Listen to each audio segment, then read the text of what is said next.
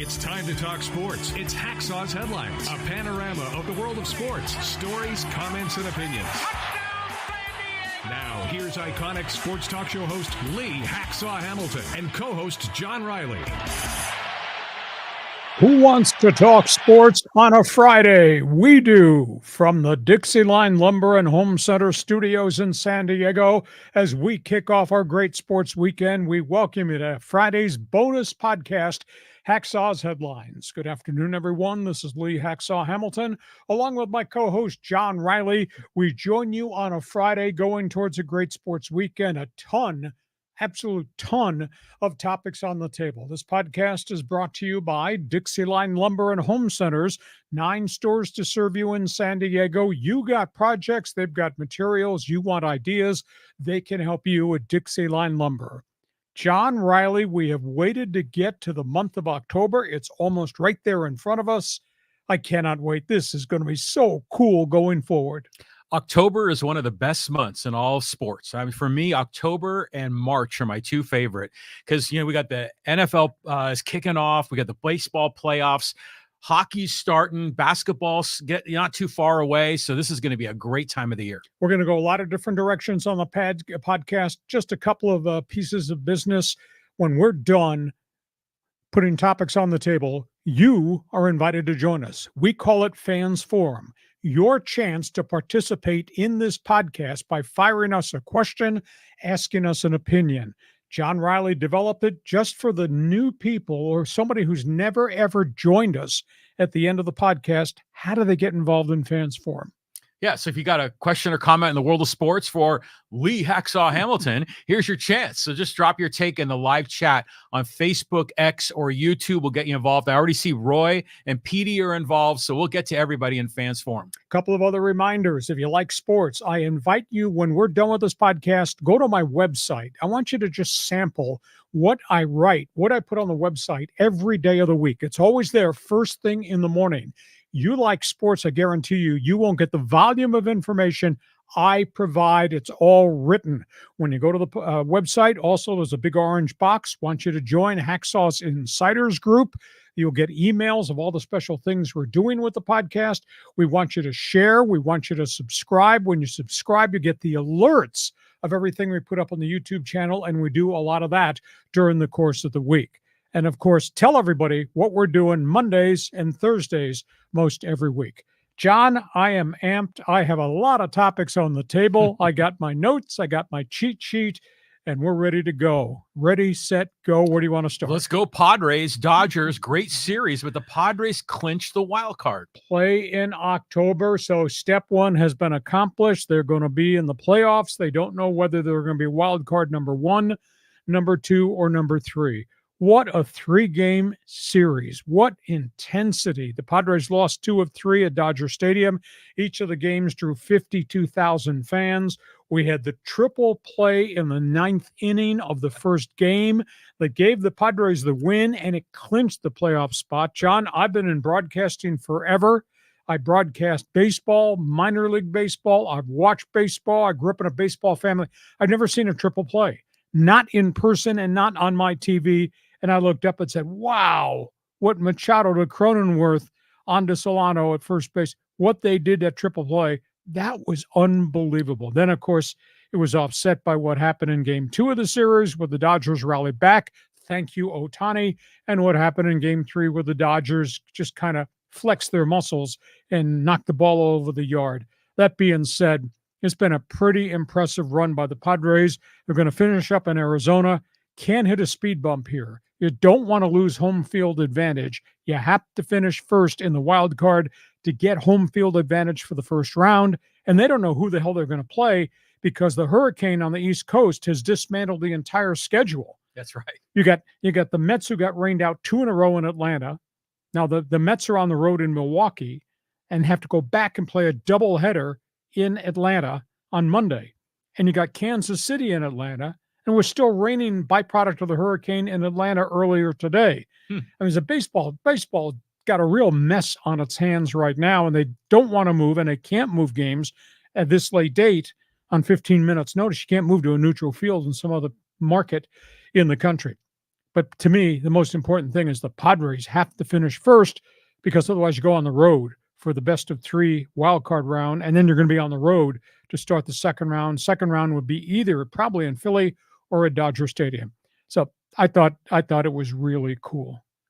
Yeah, I mean, you got to love it. What, 3 playoffs in the last 5 years? I mean, that's an accomplishment. Everyone's still, we're like about a few months ago, we were all calling for HA'Preller's head, and now they're in the playoffs. So I think maybe he'll get an extension.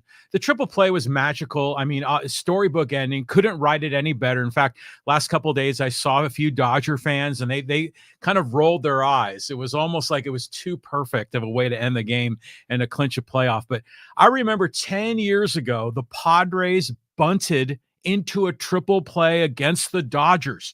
And it was confusion. We weren't sure if the bunt was fair or foul. It turned out to be fair, and they just went around the horn like easy peasy, and we got a triple play. Usually you don't see triple plays on the ground. They're triple plays, Genesis being a line drive, hit and run, and guys are caught off base because everybody was moving when the ball was hit. They earned that triple play. Machado's grabbed it, backpedaled 3 steps, tagged the bag. Think about that gymnastic. Rifled the throw to Cronenworth. Croney had to hit the bag, drop back, and to throw over their base runner, and he was accurate, and he got it there. I mean, you talk about checking off all the boxes about earning it. They earned it. Yeah, and the way that Machado, when he tagged the base, he almost sort of pushed off to kind of get more, velocity on that throw to second. So it was wonderful. And then you see the background, the fans there, the Dodger fans have their hands over their face. They're like, oh my God, I can't believe this. I think John Boy did a breakdown on Twitter on one of his videos showing all that. It was fantastic. Now, yeah, it would have been nice for the Padres to sweep up in LA, but that's a lot to ask. They're in the playoffs. It's just like you got to get in the tournament. It kind of reminds me of the former GM of the Chargers. You just got to get in. Here we go. Padres, we'll see. Obviously, we'll know by Sunday night. Just don't give any ground. Arizona's desperate. Arizona's got pitching problems. Arizona, though, I'll tell you what, John, you look at their batting order. God, they can tee off and hit home runs with what they've got since the trading deadline, and they got all their injured guys back, but they're in desperate straits, too. So, waiting to see what the Padres do in Arizona. Let's talk about the team in the other dugout. Oh, yeah. Well, the Dodgers, I mean, we got this big board here, and we're going to break down all of these injuries. It's just unbelievable. Let's talk, first of all, about the Dodgers and the leadership. There just continues to be a siege of nonstop criticism against Dave Roberts, the manager, as if it's all his fault. All his fault the pitching staff has broken down. Now, I tried to do an evaluation of Dave Roberts. If I have any critiques, they're too passive. They're not aggressive enough on the base paths. They don't put the ball in play. It's almost station to station, wait for somebody to hit a home run. Now, I can't beef. They've won 11 division titles in 12 years, but I think there's something missing in terms of their attack mode. The second item, and I spin back to the first game against the Padres. They're desperate for pitching, so they forced Landon Knack, young right-hander, on the mound, but he was scuffling. He was really struggling. And I'm a big believer in body language, and I thought as he unraveled in the 3rd and 4th inning, the frustration level grew.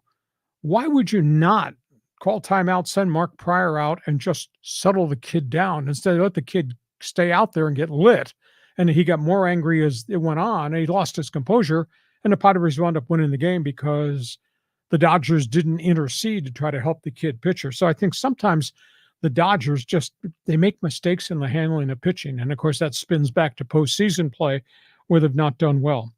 But do you know that Dave Roberts' composite record as of this afternoon, 892 wins, 545 losses as manager of the Dodgers? That's pretty good.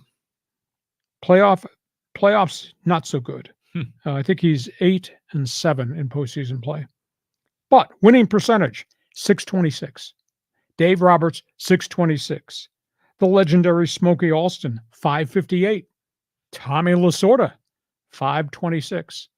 Of all the active long-term managers, he's got the highest winning percentage of anybody dating back to Ebbets Field, Brooklyn Dodgers in the early 1900s. Think about that. 626 win percentage, and yet people just bag on him all the time. So is it they don't handle certain game situations well? the fans going to get picked off? They're so far off base with these opinions that it's always Dave Roberts' fault? You tell me. Well, first of all, I want to say a 626 winning percentage is amazing. And you think about like, oh, they win a little over 6 out of 10 games. It sounds like, oh, a good team should be able to do that. But that's very hard to have a winning percentage over 600. The fans are so angry with Dave Roberts. They think he leaves his pitchers in too long, or he takes them out too early. There's always second guessing going on with that. I don't know. How can you? It's like Marty Schottenheimer of the NFL. I mean, the dude wins games. Things go a little awry in the playoffs, so they just got to fix it. I don't think Dave Roberts is the problem there. Okay. Now, what is a problem is what we're going to put up on the board next, because we've tracked this story, and I get people that email me and just badger me or take me out on social media saying, quit making excuses. Well, that's not quite it. The scoreboard does not lie, and yet the Dodgers are in first place and have won another division. This is the composite record of the injury situation since spring training with Dodger baseball. They have used 38 different pitchers this season. They've employed 17 different starters. They've had 19 pitchers on the disabled list, and they've had 7 season-ending surgeries. Now, the guys on the left, led by tylerglasnow, Gavin Stone, May, Ryan, Emmett Sheehan, they're all gone for the year. The guys on the right have been on and off the DL multiple times. Kershaw, Bobby Miller, who's now back in the minor leagues. Joe Kelly's been on the DL twice. Tony Gonsolin has not come back from the elbow surgery yet, though he's doing rehab starts. Yamamoto spent the whole middle part of the season on the DL with the shoulder. And Walker Buehler is trying to find what Walker Buehler used to be, as a 1-6 record right now. That's a staggering amount of setbacks.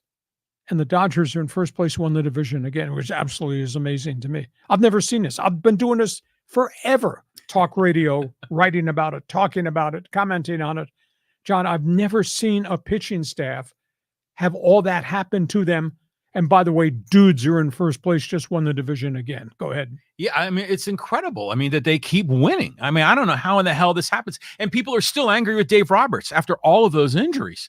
I mean, remember the Padres? It was a couple of years ago. The whole pitching staff went to hell, and they had to bring in Jake Arias. Yeah, exactly. Oh. It was a terrible September. They just brought in these warm bodies that had ERAs over 6. There was nobody you could go get. And there was no one you could go get. It was horrible. And so the fact that the Dodgers can navigate through this, I mean, that's amazing. I mean, it really is. I mean, as much as I am a Padre fan, I got to tip my hat to the Dodgers. I mean, that they're able to pull this off. They draft, they develop really well. However, there's a big issue, and that we've alluded to too, about the Dodger way, the max effort they demand of their pitchers, and the guys that have broken down with all the surgeries in their elbow and their forearms. But at the end of the day, for the Dodgers to be in first place with that list of injuries, absolutely amazing. Okay, we go from that as we get ready for postseason baseball. A couple of other baseball items. Yeah, big news in Oakland, with the A's, their last game at the Oakland Coliseum. They drew over 46,000 for the final game,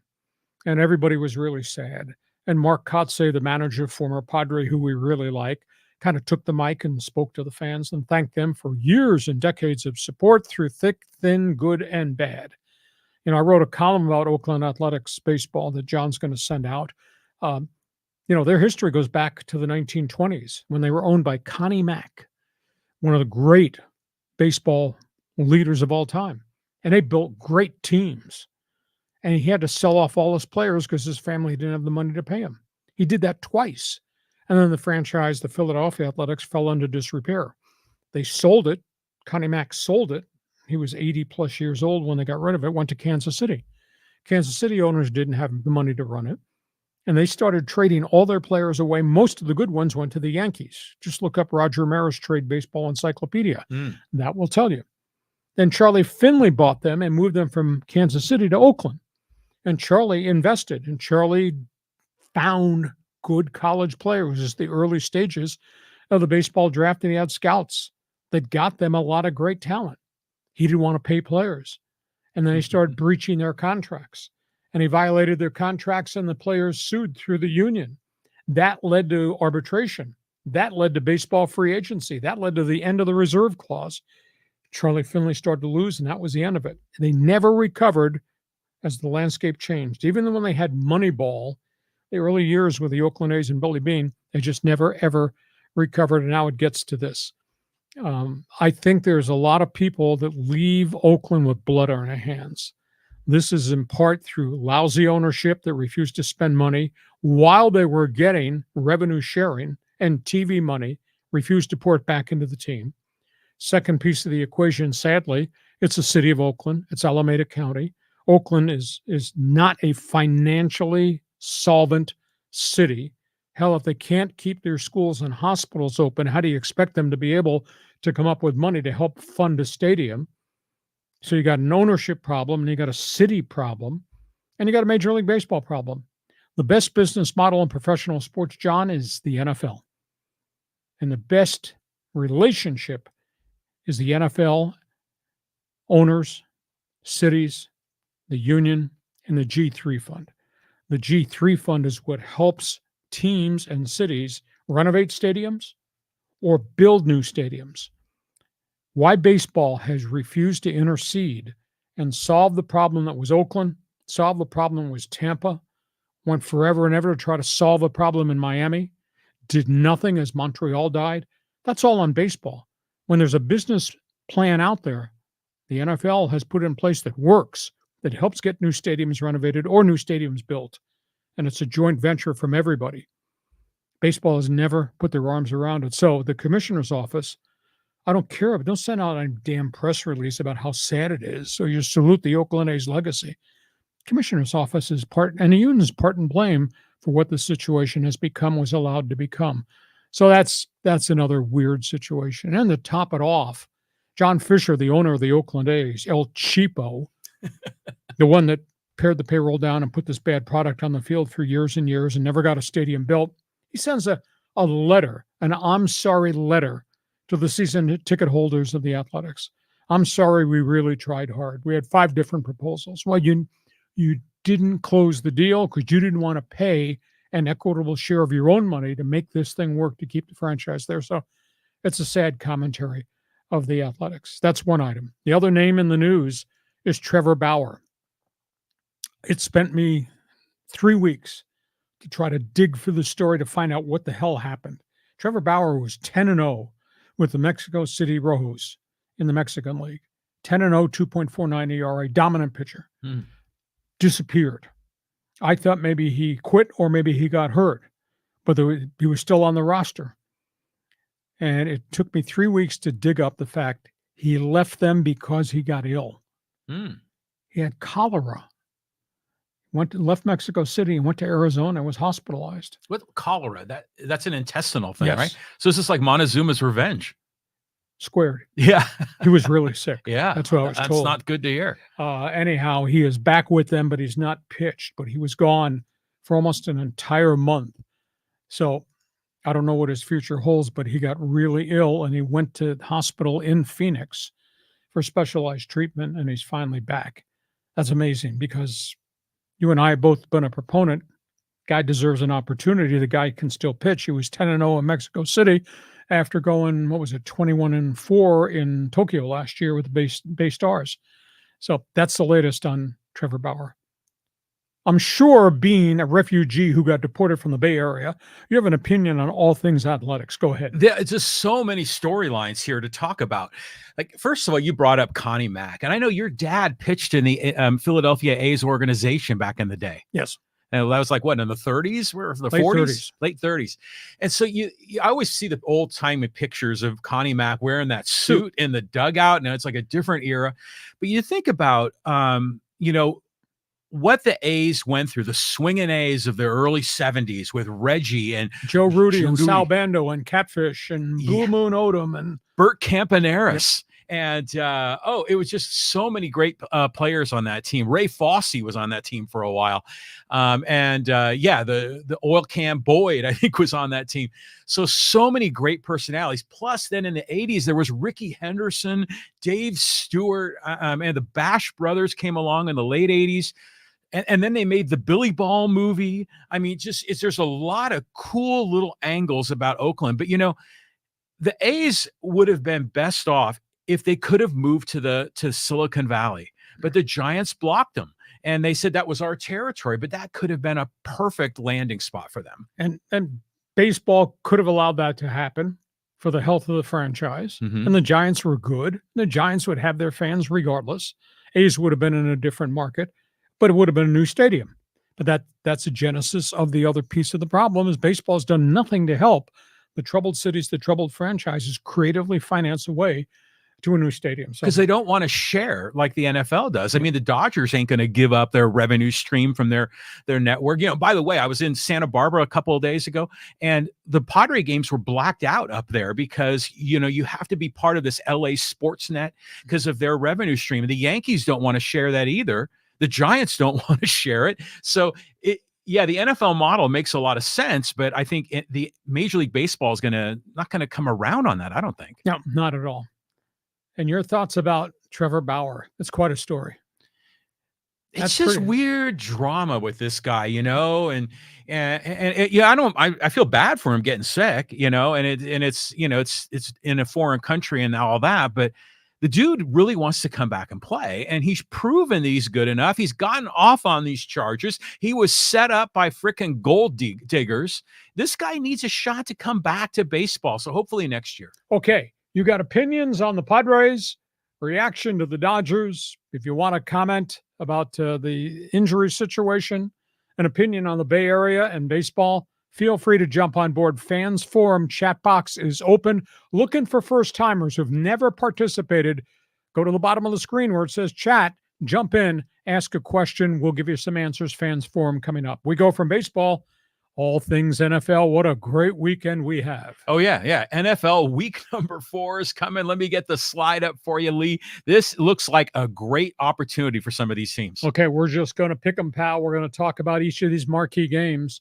Chargers, Kansas City, Sunday. 2 storylines. Charger injuries. They are really hurt. Justin Herbert has hardly practiced at all. Ankle injury.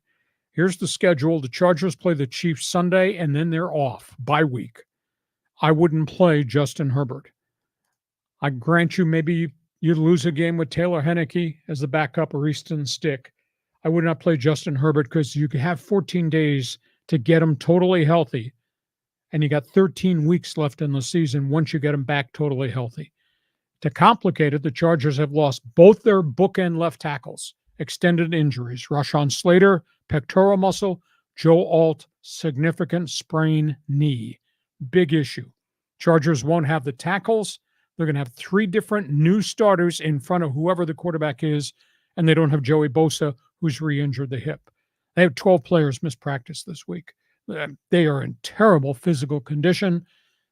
Chargers, I would not play Herbert. Kansas City comes to town. It's an amazing set of statistics. Patrick Mahomes is 8-2 against the Chargers. Mahomes has thrown 25 touchdowns, only 6 interceptions over the course of his career against the Bolts. Patrick Mahomes has also got an unbelievable career record of 92-25. The guy doesn't lose. And this is not vintage Kansas City Chief football right now. They don't quite have everybody. They got injuries at running back. Mahomes and Travis Kelce have not really linked up. Travis does not look like the same player he was last couple of years. But Rashee Rice has caught 24 balls in the first 3 games of the season. So you got the Bolts battered against Mahomes, Andy Reid, and those guys from Kansas City. Second game, Buffalo-Baltimore. What a cool matchup. Josh Allen, 7 touchdowns, no turnovers, and he is really carrying Bills football right now, going against Lamar Jackson and Derrick Henry. Those 2 guys, the running back and the free agent running back, or should I say the quarterback and the free agent running back, had combined for 1,300 all-purpose yards in 3 weeks this season. Big game on the East Coast, Buffalo against Baltimore. Minnesota. Can you believe Sam Darnold has the Vikings at 3-0? The impact that Kevin O'Connell has had on him.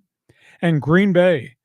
Green Bay is rolling with Jordan Love and then the backup quarterback who's done really, really well, Malik Willis, who came from Tennessee. Those two guys have a combined quarterback rating of 102. So you got Green Bay against Minnesota. Philadelphia, Tampa Bay.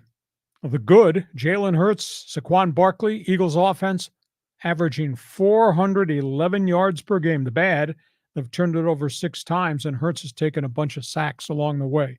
So Philadelphia does not have it all quite in gear right now. Baker Mayfield, Tampa Bay, has done a really good job, but he's taken 13 sacks in 3 weeks. He's getting hit way too much. So those are the first 4 games. John, you want to comment on those 4?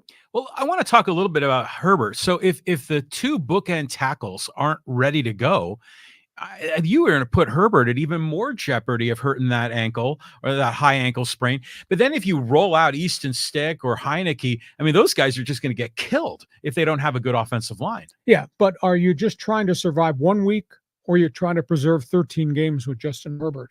Because if you get him hurt again, it may be even worse. And that rehab takes even longer and longer when you keep re-aggravating the same injury. And by the way, he's the one that had the plantar fasciitis arch injury on top of it. So I wouldn't play the guy. I would look towards the 13 remaining games on the schedule.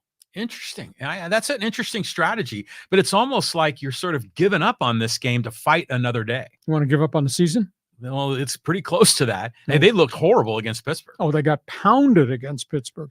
Which other game there kind of lights your light? I know. I really think the Bills-Ravens game is going to be great, and I think you got 2 marquee quarterbacks in the AFC. I think that's going to be a fantastic game. I'm really impressed with Josh Allen. I like everything about that guy, and I just like how the whole Buffalo Bills mafia is all fired up. Yeah, and another stat I should have quoted.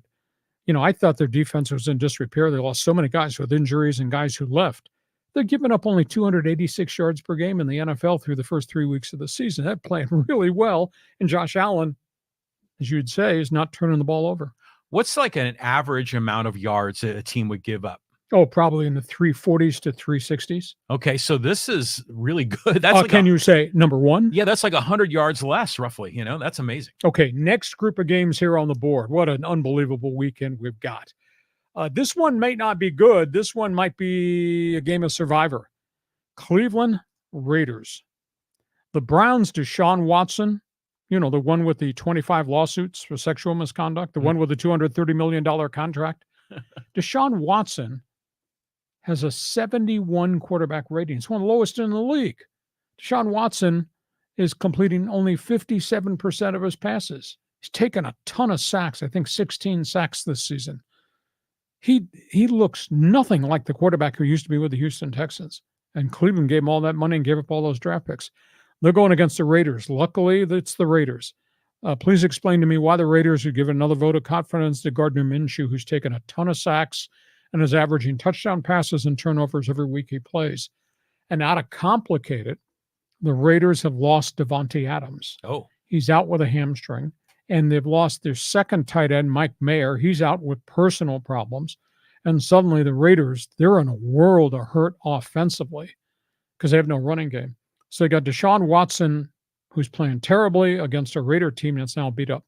Second game, this will be fun. Jaden Daniels, surprise rookie quarterback, Washington Commanders. They go to Arizona, meet the Cardinals. Kyler Murray has got a 104 quarterback rating, has not had numbers like that in 3 or 4 years. Wow. That's because they're running the ball, and they got Marvin Harrison.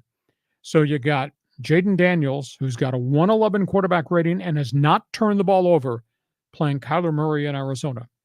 Third game, you got the young pup against the old dog. You got Bo Nix. Bo Nix has not thrown a touchdown pass in 3 weeks. He hasn't done that ever in the course of his career. He's got 4 interceptions. He is making some plays. He is running the ball, but they're not scoring very much in Denver right now. And the Jets got Aaron Rodgers. And Rodgers got 5 touchdowns, 1 pick. He's got a quarterback rating, I think, of 103.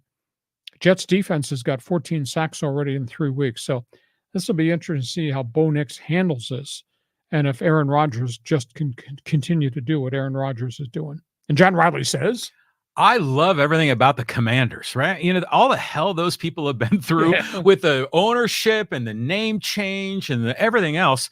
watching Jaden Daniels, he's a lot of fun to watch. I mean, he makes things happen. He's a good-looking young kid. He doesn't make mistakes. No, he's just terrific, so you got to love that. But let's talk about Cleveland. I mean, I think Deshaun Watson fleeced the Cleveland Browns with that contract. But do the Browns have like a second or third quarterback they could go to? I mean, what are their options? Everybody's got quarterbacks to go to, but there's a reason Deshaun Watson's a starter and nobody else gets to play because there's nobody else there that can play. It's a big issue. Deshaun Watson, get this, in 15 games since he got to Cleveland, 17 touchdowns in 15 games. That's not good. 11 interceptions, 11 fumbles. That's 22 turnovers in 15 games wearing the orange helmet. And he's taken 53 sacks in 15 games for the Browns. So the offensive line is screwing him over too. Well, his offensive line, both his tackles are out with injuries. They got chronic left and right tackle injuries in Cleveland. But great quarterbacks are supposed to overcome some of that.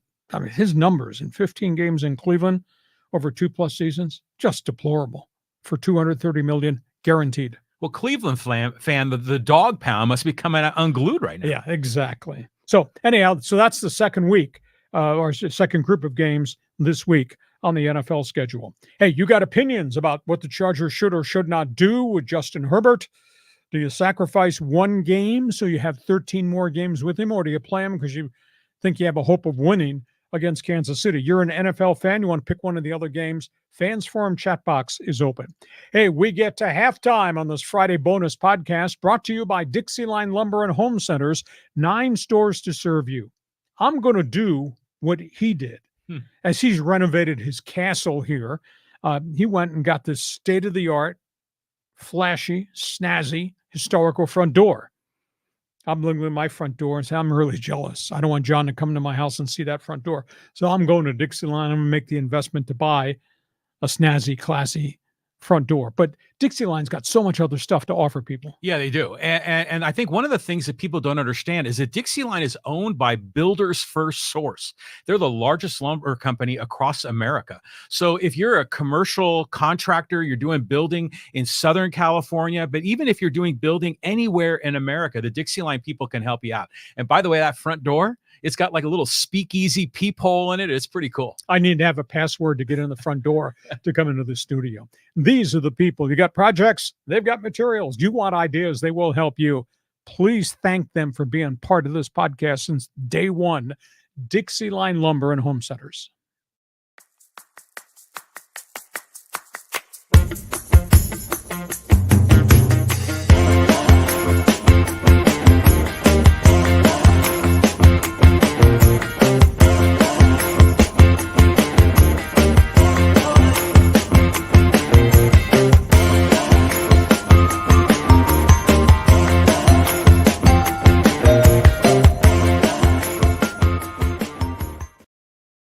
Items here before we go to the second half. Fans Forum chat box is open. You pick the topic. Looking for people to stack up here and get in line. Just go to the chat box at the bottom of your screen and hit it and then write something to us. We'll try to answer as many as we can by the time we get to the finish line. If you like sports, please sample my website. When we're done with the podcast, flip over, go to the website, leehacksawhamilton.com. It's all written. Give me 5 minutes. You'll really enjoy it. And it'll be there every morning when you check that website. Also want you to join Hacksaw's Insiders Group, this kind of club that we've started. That way you'll get on our email list. You can fill out the big orange box on the homepage of my website, Hacksaw's Insiders Group. And we want you to share. We want you to subscribe. Tell everybody what we do on Mondays and Thursdays of every week on the podcast. And when you subscribe, you get instant alerts every time you put something new up on the YouTube channel. And John, again, for the new people that have just joined us, love us or haters, it doesn't matter. Just explain to them how Fans Forum works. Well, before I do that, I just want to say our YouTube channel, Lee Hacksaw Hamilton, is up to 5,903 subscribers, which is great. But we're kind of getting close to 6,000. So if you're watching right now, click on the like button, click on subscribe, join the team, go to leehacksawhamilton.com, get in the Insiders Group, and be part of the program. The Fans Forum chat box is exploding with commentary about the Dodgers and the Padres and the NFL. I can go through the names. I would be here forever. We're going to try to work everyone in at the end of Hacksaw's headlines. Okay, let's go to the second half of this podcast.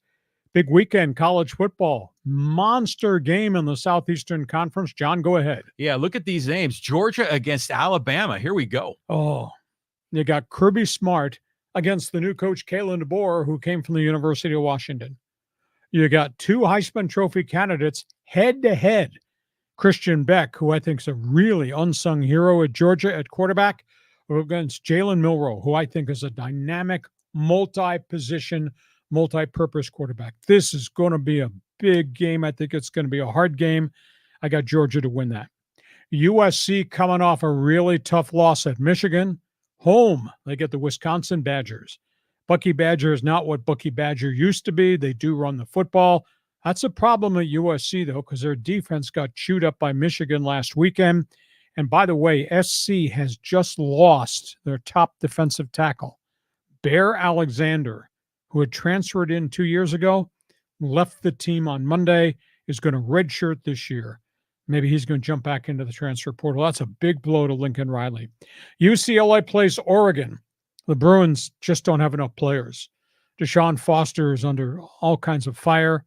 Eric Bieniemy can have as thick a playbook as you want with all the X's and O's. You don't have the people to operate it. UCLA got killed last weekend.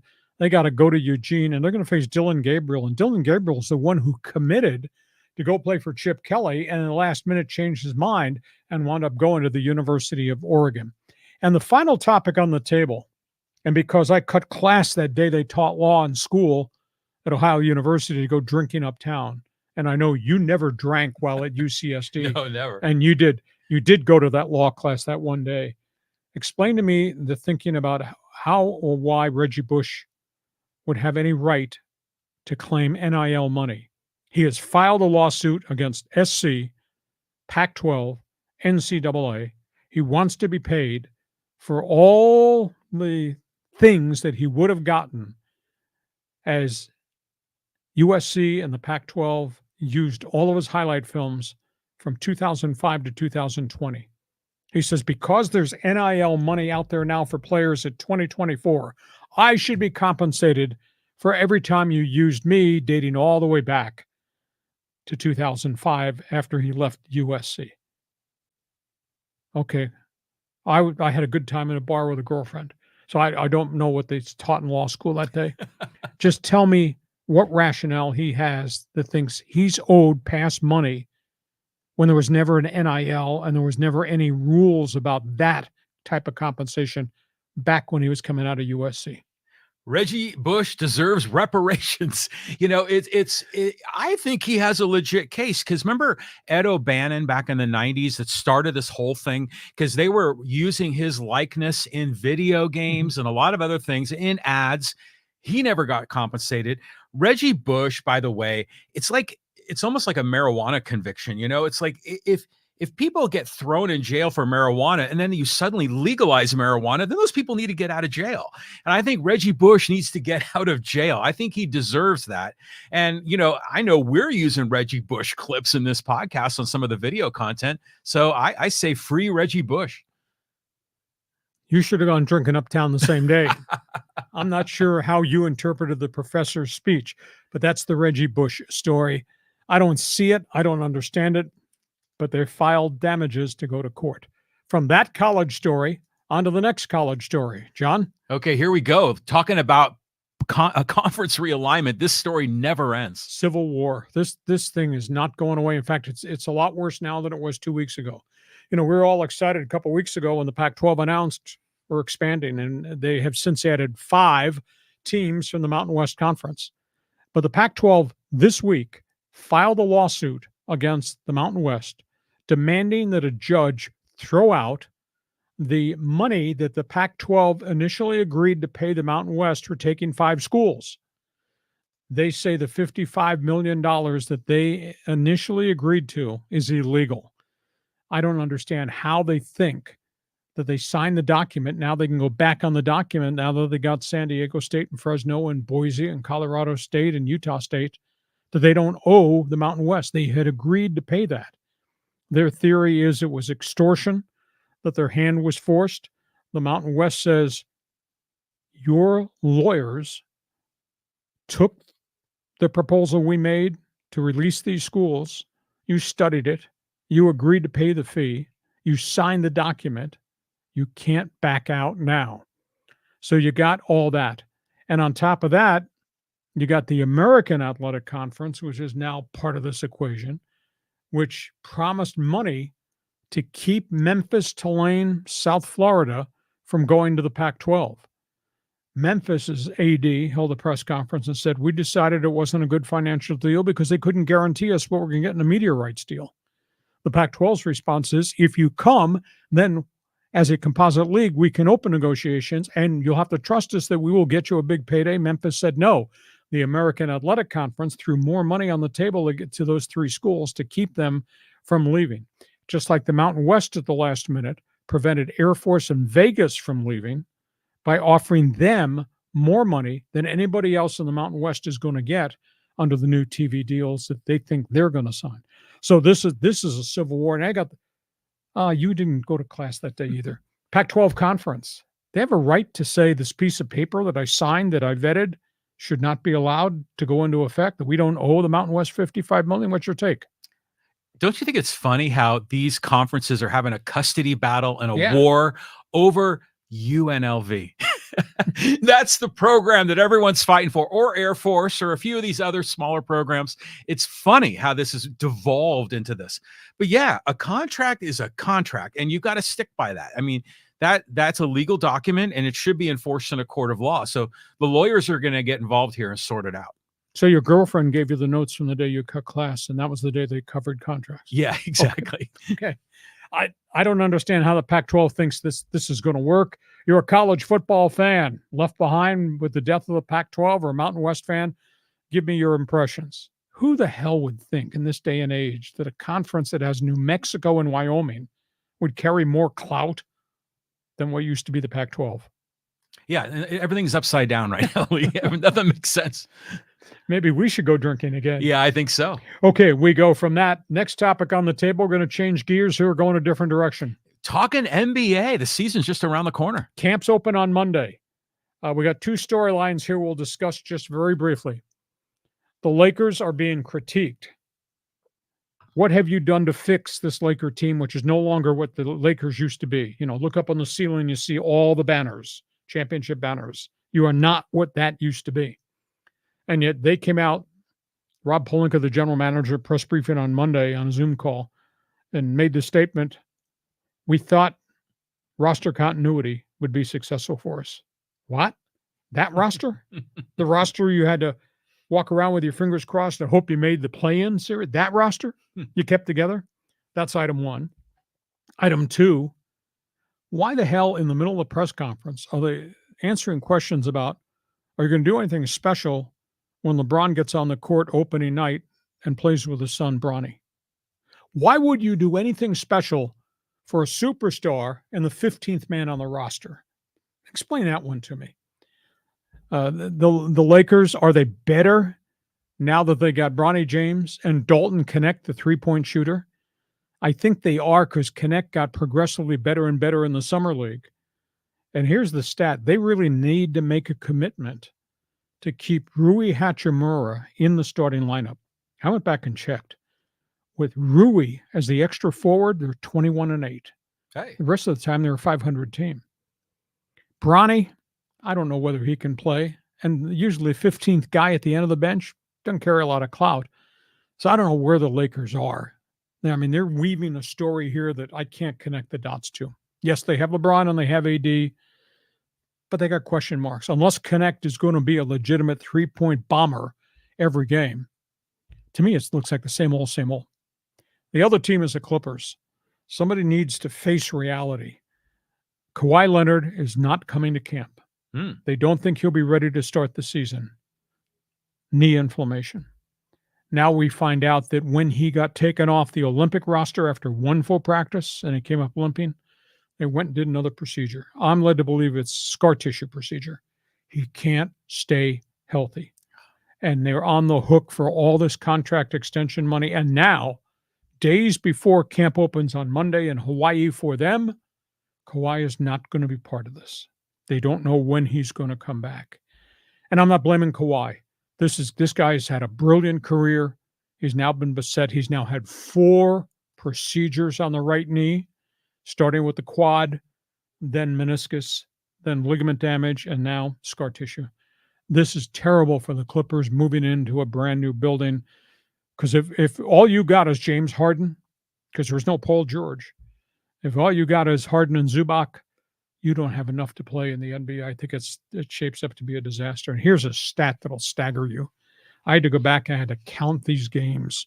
In his career with the Clippers, Kawhi Leonard has played in 184 games in his career.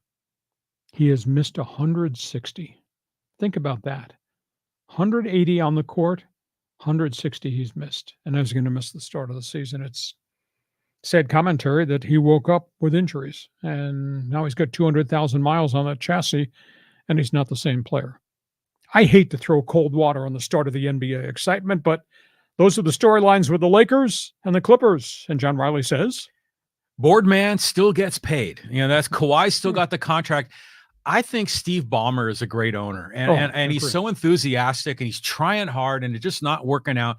Hopefully, the Clippers are cursed. I mean, it goes back to San Diego and the Buffalo Braves and everything else. I love to see them successful. But the Lakers with Bronny, I mean, we've seen LeBron on the court really frustrated, emotional, when things aren't going right. Imagine if things don't go right with his kid, and what kind of emotion and circumstances that's going to create. That could get kind of weird, father and son on the court. But how much is Bronny going to play? He's not going to play in crunch time. I mean, he averaged 4 points a game at USC as a half-year starter. Will he play in blowouts? Yeah, probably. But first guy off the bench has to be Dalton Connect, the three-point shooter out of Tennessee. Oh, yeah. And then the next group of guys, of that whole myriad of free agents they brought in last year, all of them got hurt. The Gabe Vincents of the world. Those guys have to be counted on to do a good job. So why the hell the Lakers would even bring this topic up about, can't wait to see Bronny play with LeBron. What's he going to play in? Blowout game? But they're going to sell tickets, and it's the whole LeBron and Bronny James, father and son, historic in the NBA, and that's all going to be the buzz about it. But I think that family dynamic could erode the chemistry on that team, and it could go south in a bad way. See how many minutes J.J. Redick gives him. There you go. It's a big thing. That'll be interesting to see how he is as a coach. I'm curious to see how he manipulates the roster, and if he is taking a bold leadership position or if he's just going to be a puppet for LeBron and AD. Okay. That's the topic on the table. You're an NBA fan. You still got time to get in on Fans Forum. Last topic on the table, John's favorite segment here aside from Fans Forum is the high-speed sports wire, the sports ticker. It's clicking. NHL season's a week away, and what a bad 12 hours we've had. LA Kings have lost Drew Doughty, their all-star defenseman, maybe a Hockey Hall of Famer. He took a tumble trying to make a check in a game against Las Vegas the other night. He fractured his left ankle. And when he went down, I thought, oh, this doesn't look good. I thought he had injured his right knee because he crashed into the boards trying to make a check at a really weird angle. And he rolled over and he was holding his left knee. And now we find out he fractured his left ankle. Talking at least 8 weeks, if not longer. He was undergoing further testing today to see if there's ligament damage. That's terrible. And the Ducks, in the midst of this long rebuild, lose their starting goaltender, John Gibson, who at once upon a time was a phenomenal goaltender, has been besieged because he's played behind a really bad team that's trying to rebuild with kids. He's in the hospital, appendectomy. John Gibson's gone indefinitely. They think maybe 6 weeks, even longer than that. So the Kings and Ducks right out of the gate have this massive injury issue in hockey. Next topic on the table. This is kind of unique. IndyCar racing. Big shakeup. The season just ended. Alex Palou won the points championship again. Alexander Rossi, who won the Indy 500, ran for Chip Ganassi, moved to a different team, did not have great success. Alexander Rossi has just moved to Ed Carpenter Racing. Ed Carpenter's specialty is building teams that start up front and run really well in the Indy 500. So Alexander Rossi's going, and they fired the European driver, Rinus VK. He's a Dutchman. He's from Holland. Heavy foot. Started in the front row of the Indy 500, started the second row of the Indy 500, always crashes out. So that was a real shocker to see Rinus VK lose his ride and to see Rossi wind up going to Ed Carpenter. So that's going to be fascinating. And the third one, we've talked nonstop about F1 because it's become a big thing on TV here in the States. And what's happened at Team Red Bull with Max Verstappen, who dominated for a year and a half and has now gone 8 straight weeks without a win, and they're blowing the points championship and the drivers' championship, and now they're blowing people out. They just fired his teammate, the other driver on the team, Daniel Ricciardi. Now, Verstappen's the one's been running his mouth all week that I can't win in this car. This car is garbage. Your pit stops are terrible. The designers haven't done a good job. You know, this thing is, what do you call the car? At the Dutch Grand Prix, he called it a monster. So I can't drive a monster. So anyhow, Verstappen is sitting there as this whole team melts down.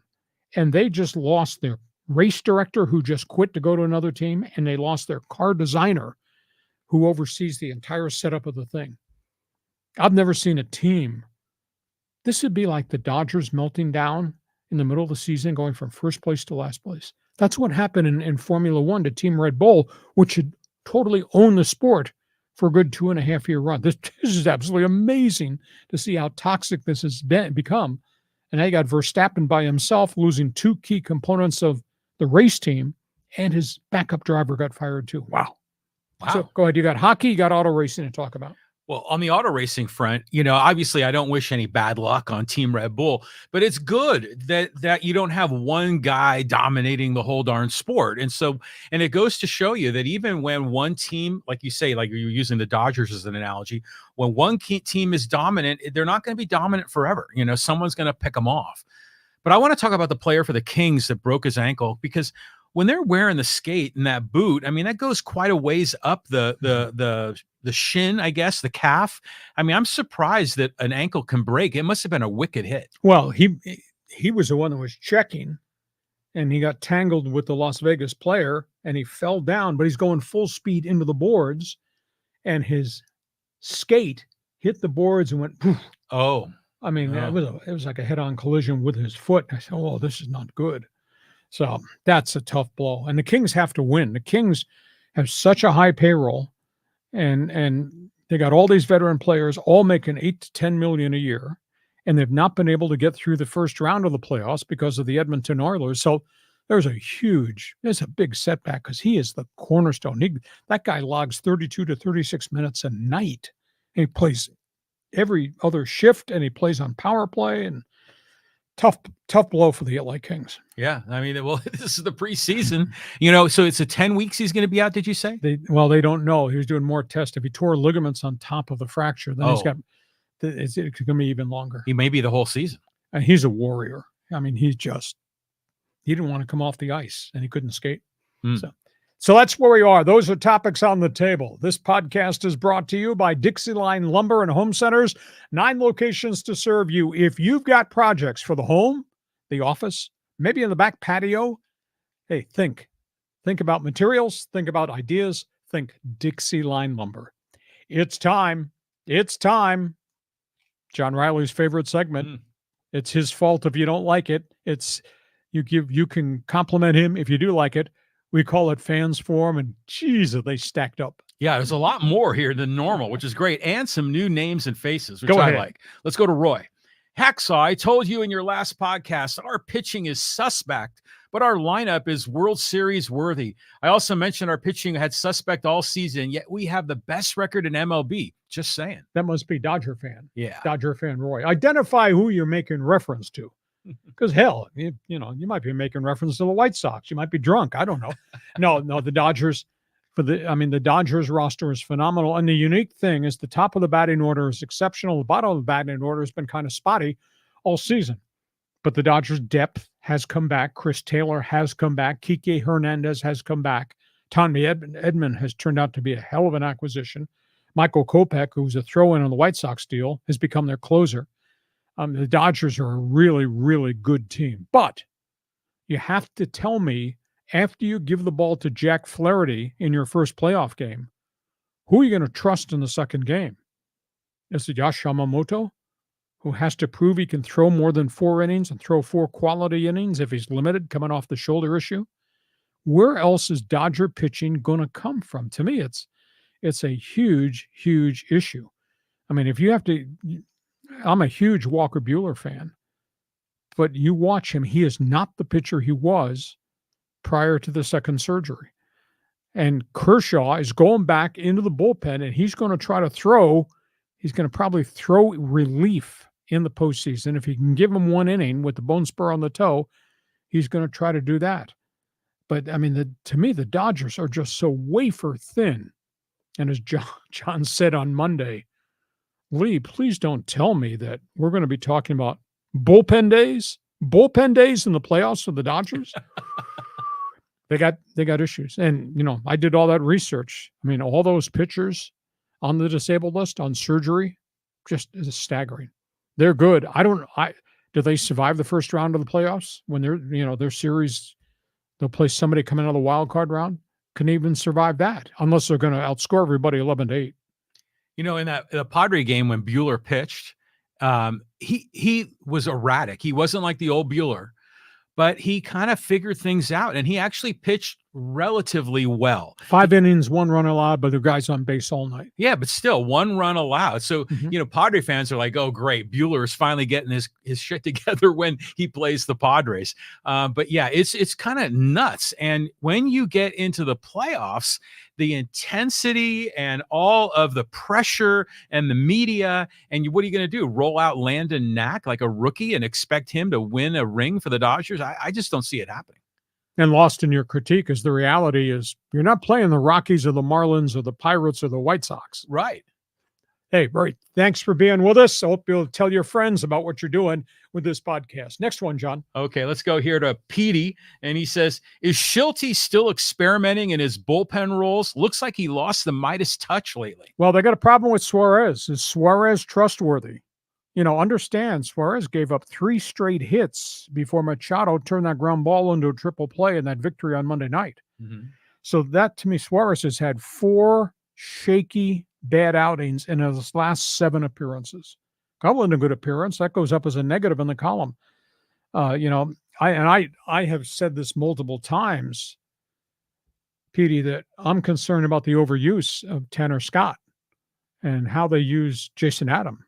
Scott got lit in the Dodger game on Thursday, and I'm just concerned about a fatigue situation there. So as they go to this final weekend with Arizona, they've got to settle this bullpen down, and I just don't think you can go to Suarez back-to-back nights and trust that he's going to be Suarez because he hasn't been Suarez for weeks.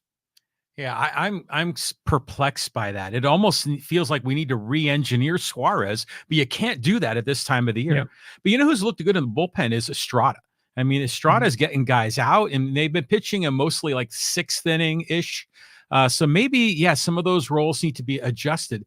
It was weird seeing Tanner Scott give up all those hits, but I think the defined role for each of these guys, it needs to be fluid.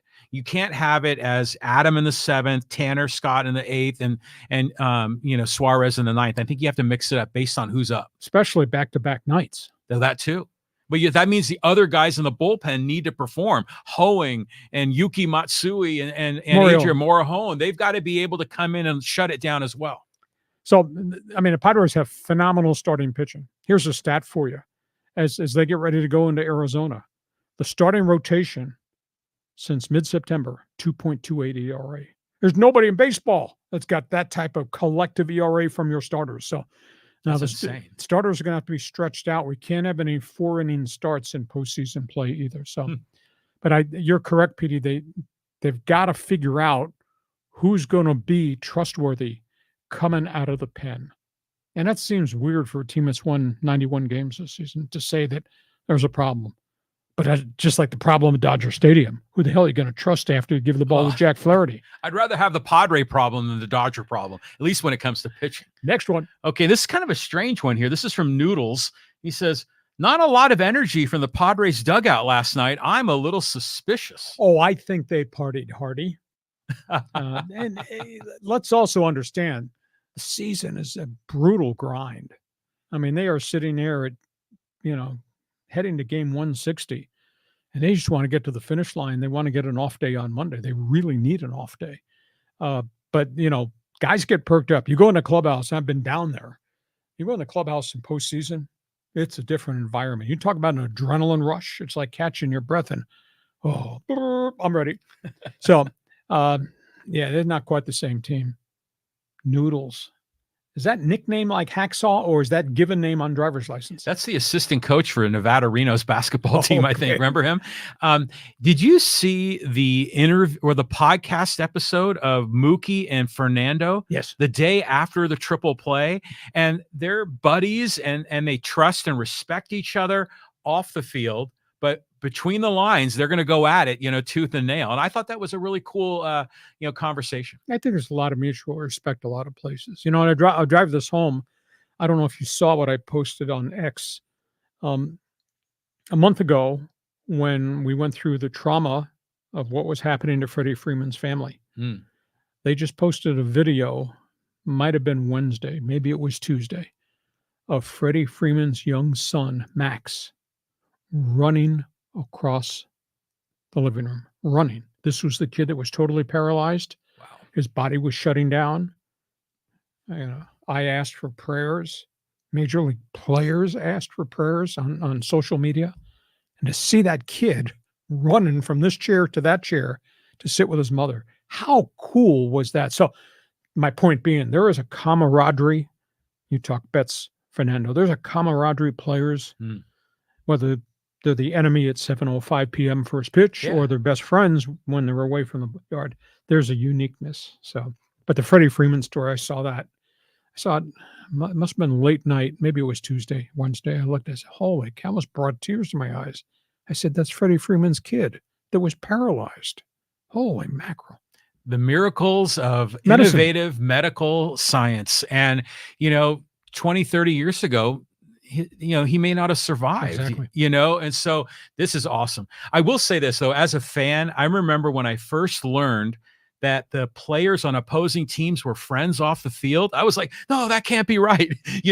They need to be enemies, just like I don't like the Dodger fans and everything else. But, it's a fraternity. It's a select group of elite athletes. So clearly they're going to have respect for one another. The only exception to the rule might be Pascual Perez, who threw beanballs. It triggered the worst brawl I ever saw between the Padres and the Atlanta Braves. He might be the only one that doesn't have any friends. I remember that. Yeah, Champ Summers played a role in that fight. On we go. Next one. Okay, let's go to Javi. He goes, Hacksaw, I told you they would take 2 out of 3. Dodgers proved they got a better bullpen and offense. Well, the Dodger bullpen, sometimes, Javi, you do have to hold your breath because you never know.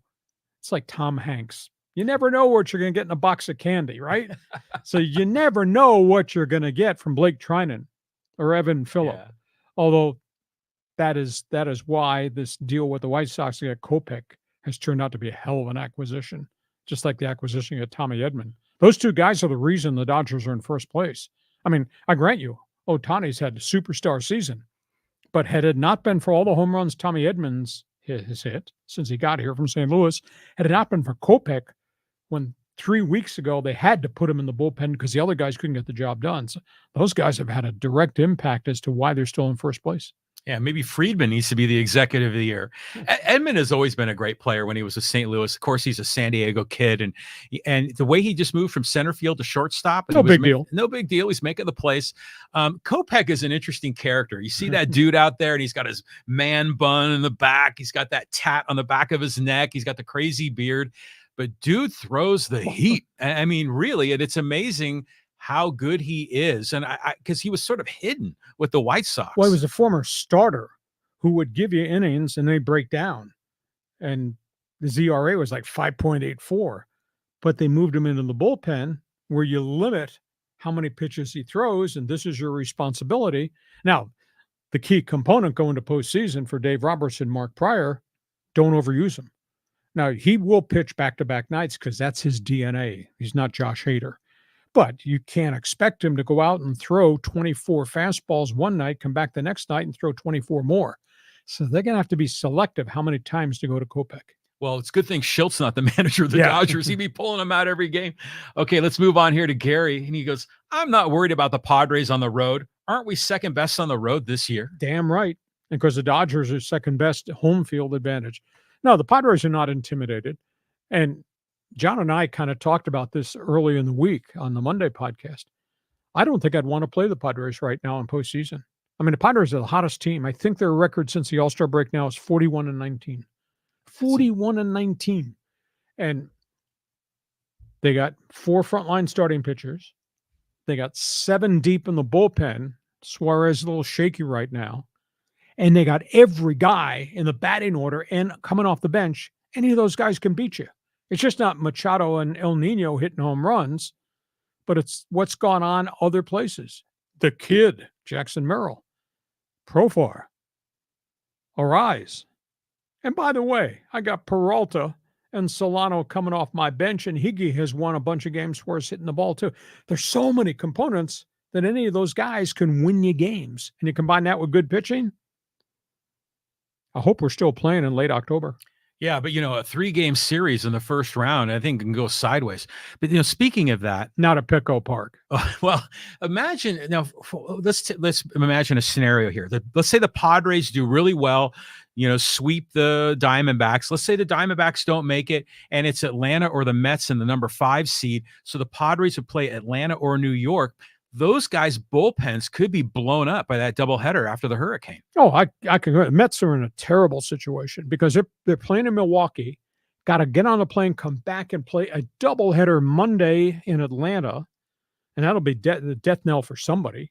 Mm-hmm. And whoever survives that has to get on a plane and either go to Philly or not go to Philly, get on a plane and come to San Diego. Yeah, I mean, that's a tough assignment. Ooh, it's rugged. Don't you love postseason? Oh, yeah, it's going to be great. Okay, here we go. Let's get Johnny involved. He says, hey, don't backpedal now, both of you, talking crap about their patched up rotation and their bad bullpen. Oh, he must be making reference to Dodger Blue. Yeah. They're in first place because of the trades they made at the deadline. They're in first place because of Ohtani giving you a once-in-a-lifetime season and we'll probably never, ever see again. There's nothing wrong with the Dodgers, but Johnny Cage, I just have to ask you, who are you going to trust and give the ball to after Jack Flaherty pitches in your first playoff game? Because after that, asking for volunteers. You got any eligibility left? No, I know, really. I got a crafty, knuckleball I can throw. I'm curious about Freddie Freeman. What's the status on his injury? Well, he was in a walking boot after the game. There's minor ankle injury. It's not major. He's not going to play this weekend in Colorado. So that, and he's going to be off that whole first round. Mm-hmm. So he'll have a good week to rehab it. But the fact he was walking out of the clubhouse in a walking boot without a limp means good. Well, he twisted that ankle when you saw on the slow-mo. So maybe his ankle sprain is a little bit like Justin Herbert's. Herbert's is a high ankle sprain, and that's a lot tougher to handle. Oh, it is? Yeah. And the fact that Herbert's re-aggravated it already. Mm. Thank you for the call. Johnny, next time, just get back to us in the fans forum chat box, and please tell me who you're giving the ball to for game 2 of any Dodger playoff game. Next one. Okay, let's go to Gary. And he goes, any reference to the late, great Marty Schottenheimer is a great show. Great coach, intellectual, tough guy. Unfortunately, really bad in postseason. I think his career record in the playoffs was 5-9. Oof. He's got 200 career wins. I think based on what he did in Cleveland and what he did, obviously, in the rebuilding of the Kansas City franchise and what he did with the Chargers, though they never got to the Super Bowl, I think he's a Hall of Fame guy. But the fact he was 5-9 in postseason, historically, they just never played well at the end of the season because he was so structured. This is what we do. This is how we got there. You compare Marty Ball to Andy Reid. Andy Reid gets to the playoffs, and they come to the line of scrimmage, and you'll see things formation-wise you never saw with Kansas City during this. Never. And I don't care whether that's motion packages or rollouts. they'll hit you with stuff that you probably never practiced on. Whereas Marty, these are the X's, these are the O's, these are the ABCs of what we're done, and we're going to run it. Well, in postseason, you got to counteract what the other guy's doing, the other guy more creative than you. But Marty is great, man. I was so saddened when he left football, he got screwed by A.J. Smith in San Diego. He left football and he kind of disappeared. And then we found out that he had dementia right at the end, and he went really, really quickly. But he was a good man, good football man. He was cursed by a lot of bad luck. I mean, that Marlon McCree interception, and he fumbled it, and then Brady came back to win the game. That was when the Chargers were 14-2. In Cleveland, the drive with Elway and the fumble. You know, a lot of things that were outside of his control that went bad for him. You kind of feel bad. But yeah, he was a great coach. And when he was here in San Diego, we felt like we had a really strong leader, and you had great trust in what he was doing. The players really rallied for him. I mean, I almost fell off the chair when I found out they were hiring him, because he was the enemy. That's right, in Kansas City. Jeez, he was the enemy. He used to incite everybody. It's funny you bring Marty Ball up. I went back. I was doing some research on something on the Chargers, and the year we went to the Super Bowl. This is the 30th anniversary, 1995.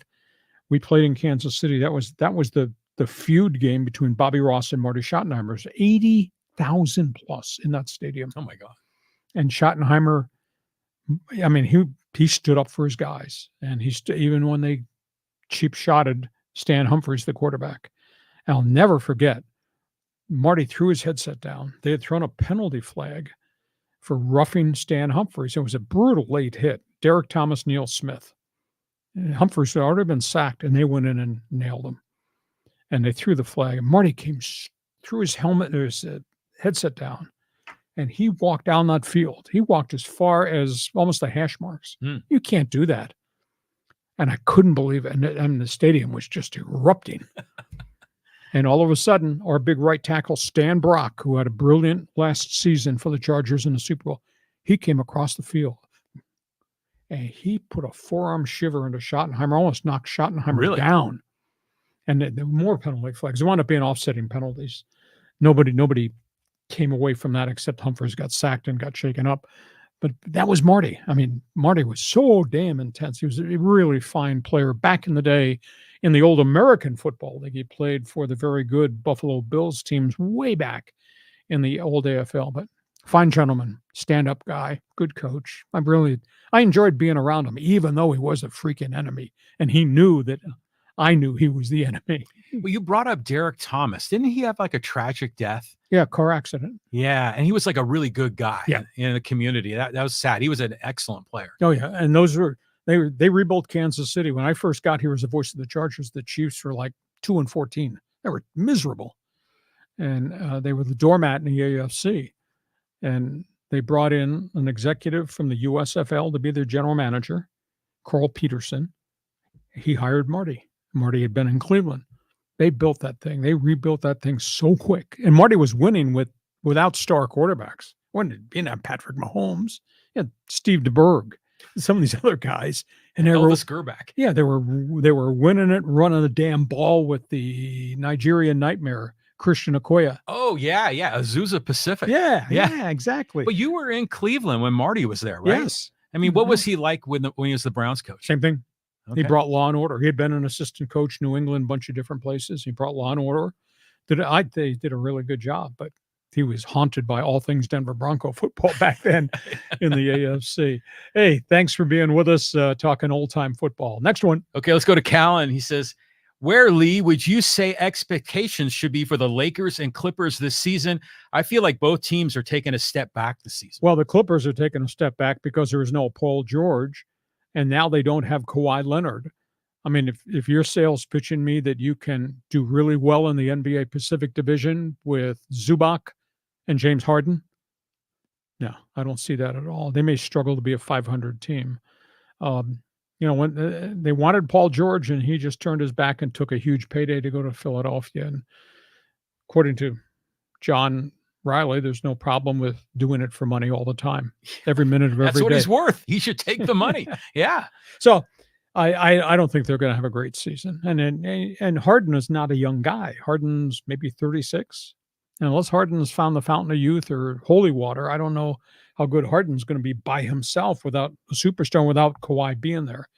And Kawhi will be, I think he eventually winds up being a part-time player if they can solve the inflammation thing. But you had 4 procedures on that one knee. That's 200,000 miles. I think it's caught up to you. And there's nothing negative about Kawhi. I mean, great player, great person, has made himself into maybe a Hall of Famer.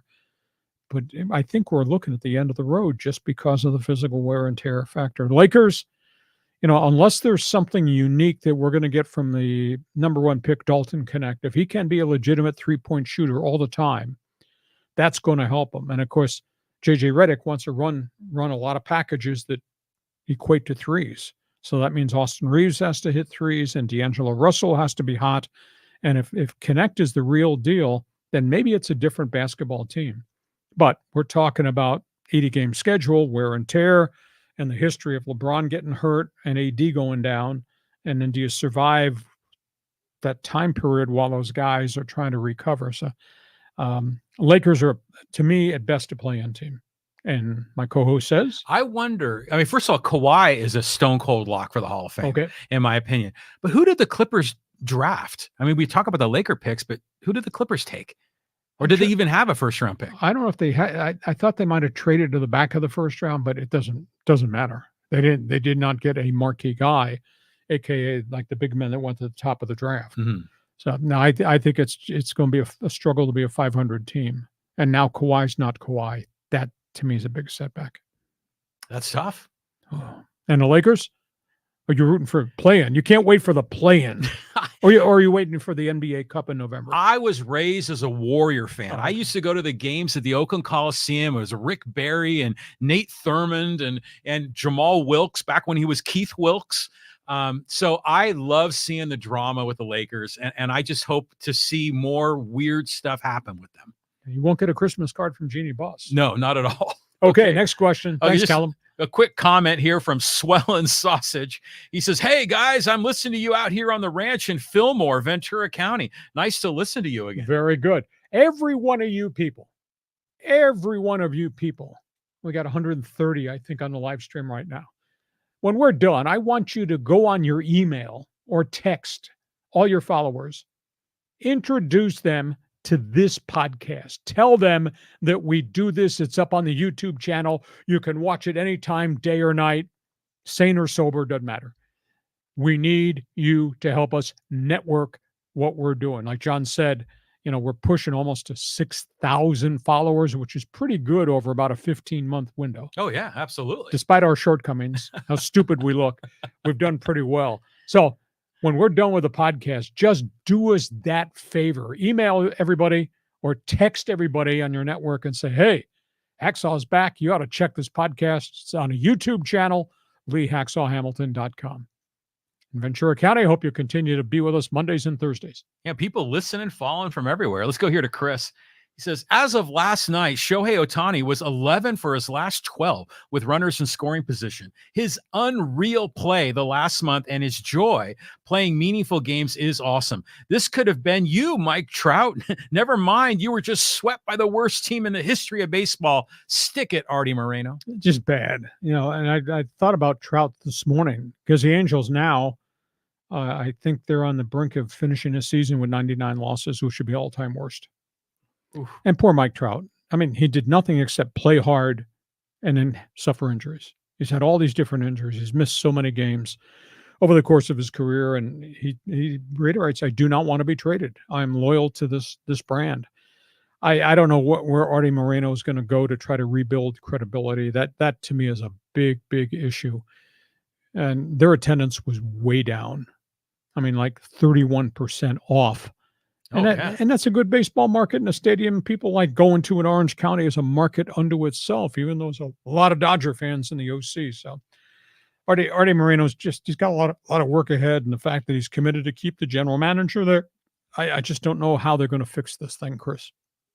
Did you see the video clip of Shohei on deck during the triple play? Yes. And he was like licking his chops. I mean, he was ready to win the game, and it just didn't work out. It was more of the storybook ending for that game.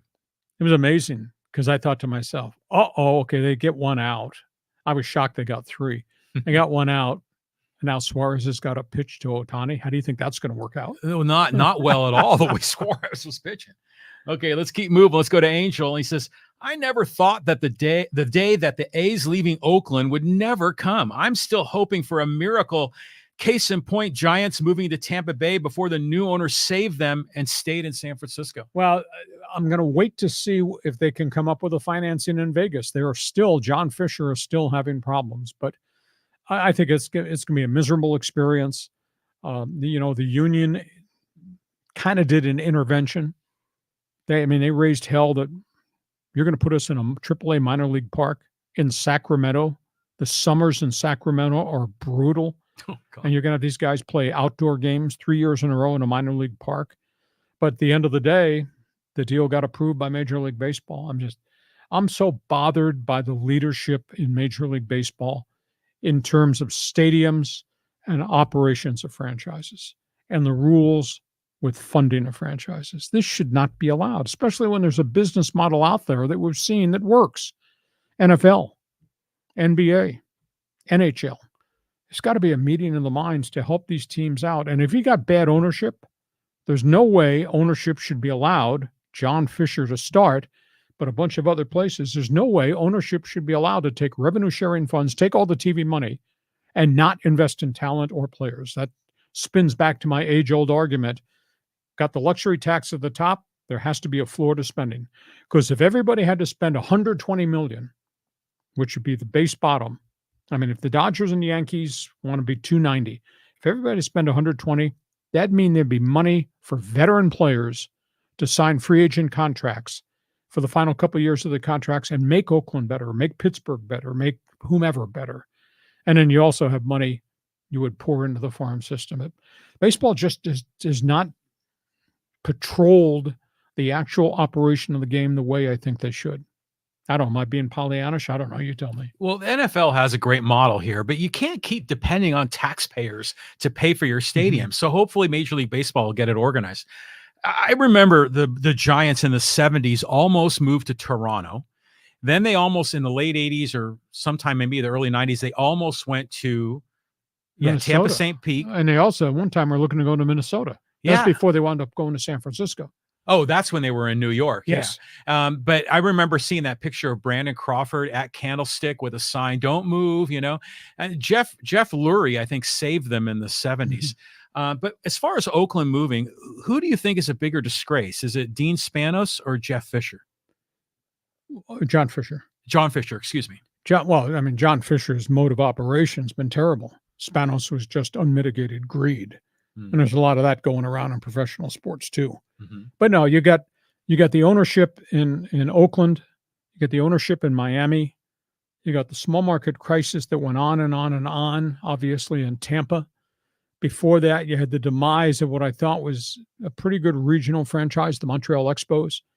But that was a Canadian dollar, American dollar crisis at that point where the Expos, the Bronfman family, which is very famous, decided to sell the team and give up operation of baseball because they just financially just couldn't make it because of the difference in the dollars. And that's how they eventually became the Washington Nationals. They were allowed to move. So, but there should be parameters when you're running a franchise of the revenue streams coming in, what you must spend going out, and the Players Association has input into that. There's a certain percentage in the gross revenue that the Players Association has to get for the players. But baseball just never embraced making the product better. And what makes the NFL great?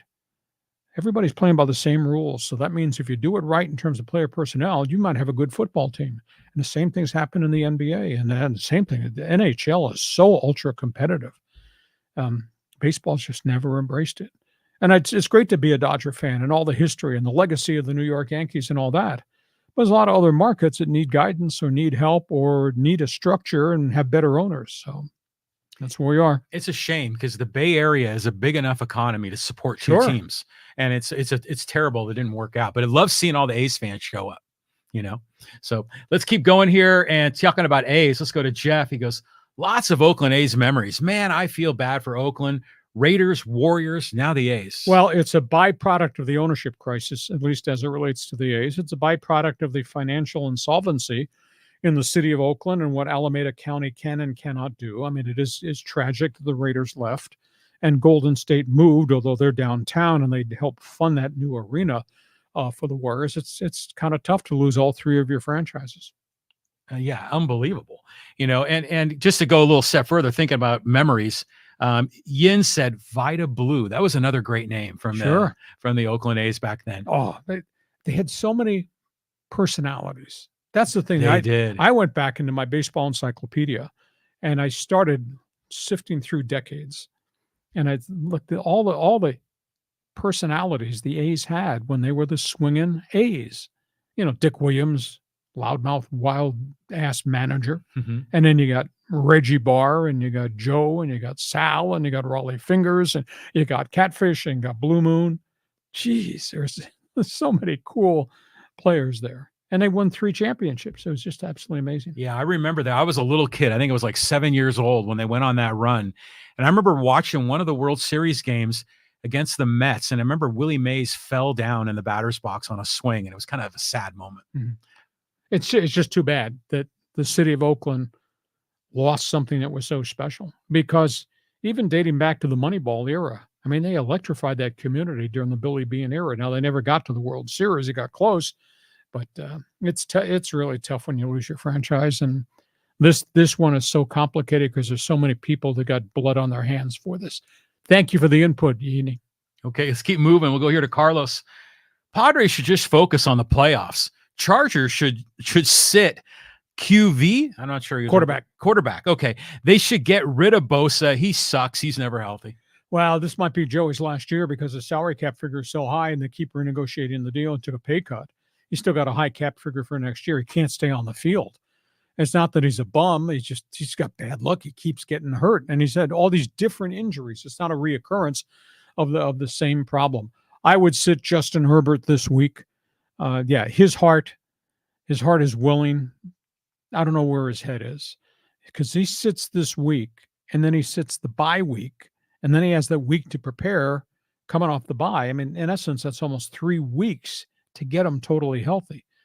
And I just don't know that I would play him without either one of my bookend tackles. I mean, losing Rashawn Slater with the pectoral injury and then losing Joe Alt with the sprained knee was kind of a fluke injury right at the end of the game. I don't want my quarterback going out there without his top 2 tackles. And because of other nagging injuries, they're going to have 3 guys starting in different positions that didn't play those positions last Sunday. Well, then who do you start? Is it Stick or Heineke? I would go with Heineke. I mean, he's played in tough situations, and maybe you have to modify the playbook some, but not a good situation. But I'd rather have Justin Herbert pretty healthy for the final 13 games of the season than risk having him get dinged again without either one of his bookend tackles. Yeah, wow. It's going to be interesting. And Kansas City's just going to light it up. Let's move on here to Rob. And he says, Deshaun was a good quarterback when he moved around. Now thinks he's a drop back passer for some reason. Noodle arm. Well, I think it's a big issue. But again, he's coming off rotator cuff surgery. I've watched him briefly. He just didn't look like the same quarterback in terms of rifling the football. At Clemson, he did all this side to side and throw on the move and all that. Houston, he had 2 really good years, but then he got dinged and then obviously he got suspended and he just doesn't look right. And their problems, they got massive left tackle, right tackle problems on top of Sean Watson and not having Nick Chubb, the heavy duty running back. This whole thing, this Browns football season looks like it's going to be a disaster because Chubb's not back yet either. Well, speaking of Browns, here's comment from T. Will. He says, the Browns will forever be the factory of sadness. Mistake on the Lake Erie. And it's such a great tradition. I mean, the Browns have had great teams for so long. I grew up as a Browns fan. The Jim Brown era, that was really special. And then obviously what they became under Art Modell, and then they left. And then what they became under Marty Schottenheimer. It's too bad. Cleveland is a great football city. Northeast Ohio is a great football region. Let's keep moving on. A couple of comments here about Reggie Bush. I'm going to throw both of them up. First one is from Rob. They treated Reggie Bush like a pariah because his family accepted a decent place to live. NCAA are hypocrites pretending it isn't a multi-billion-dollar business. And then Michael says, Reggie Bush is an arrogant ass, and I wish Fox Sports would drop him and he would just disappear. He's a disgrace. Well, there's two ways to look at it. Were the rules archaic? Hell yes.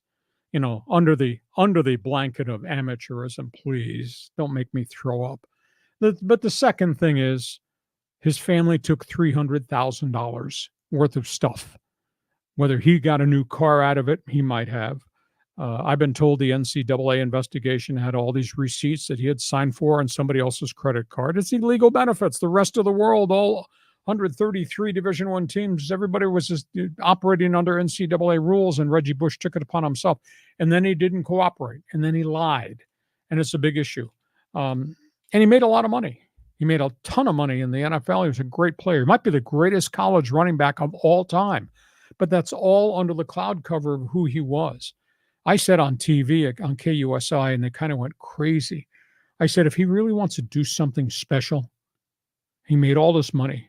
You know, USC lost 30 football scholarships. They were stripped.